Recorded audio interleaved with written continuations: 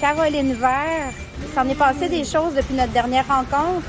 Quand on s'est parlé la dernière fois, c'était après la pesée à Montréal, en sous-carte de Kim Clavel. Quelques heures après, le combat était annulé. Quelques jours après, on te redonnait une autre adversaire de rechange et tu allais te battre sur une carte en Ontario. Comment tu as vécu tout ça? Raconte-moi un peu. Je pensais vraiment faire mon premier combat, puis j'avais la conférence de presse, la pesée, j'étais tellement contente, là, j'avais trop hâte de briser la glace et faire mon premier combat pro. Et finalement, la journée, la veille, c'est annulé, puis mon adversaire, c'était pas un combat que je pouvais faire avec cette personne-là, donc c'était une bonne chose. Et puis j'étais quand même très déçue. Et même pas 2 jours après, finalement, on m'annonce que je peux me battre dans 6 jours. Et puis j'avais pris juste quelques jours de congé, j'étais prête encore et j'étais vraiment contente qu'on me le propose. C'était le bon moment. On avait fait tout un camp d'entraînement de 8 semaines. Fait que je savais que j'étais prête et j'avais trop envie de le faire. T'avais pas noyé ton chagrin dans les pâtisseries, là? Non, pas encore. C'était proche, là. J'étais à la plage et puis j'allais manger des chips, des choses comme ça. Tu te préparais à faire des abus, mais c'était juste à temps. In extremis.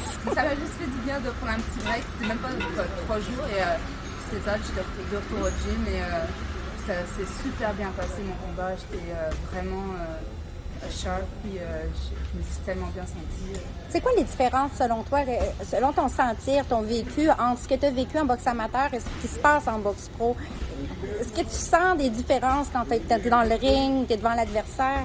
Ben, la grosse différence que j'ai vue, c'est vraiment avec des gants plus petits, des 8-11. J'ai senti que je savais vraiment de l'impact et puis je ralentissais mon adversaire, ça l'a fatiguée, enfin elle devenait vraiment de plus en plus lente et je voyais que ça a changé le rythme du combat. Donc c'est sûr que là c'était un 4 rounds, mais j'ai hâte de voir pour des 6 rounds, des 8 rounds. Ça va vraiment changer comment un combat peut se passer. Donc j'ai vraiment aimé ça. Puis j'ai aimé aussi ne pas porter de casque. Je trouvais que j'avais ma tête c'était moins une grosse cible.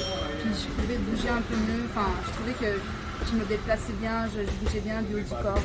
Puis d'habitude, je suis pas du genre à esquiver beaucoup.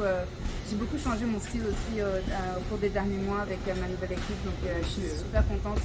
Tout ce qu'ils m'ont enseigné, je l'ai pas mal appliqué dans ce premier combat. Ça se passe bien avec Daniel?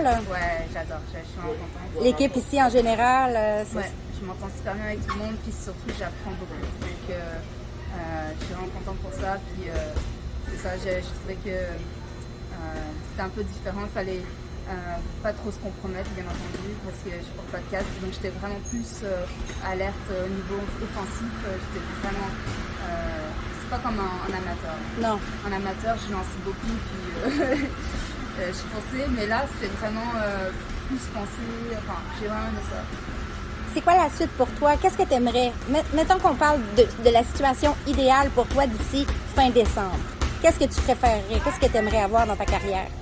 Ben, ce que j'aimerais vraiment, c'est au moins faire 2 autres combats, mes 2 derniers combats 4 rounds. Puis comme ça, 2023, là, je commence en force avec des combats plus longs.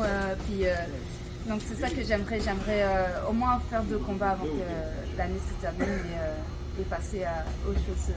Passer aux 6 rondes, passer aux choses sérieuses pour 2023. Exactement, ouais. On va te le souhaiter, Caroline. Merci beaucoup.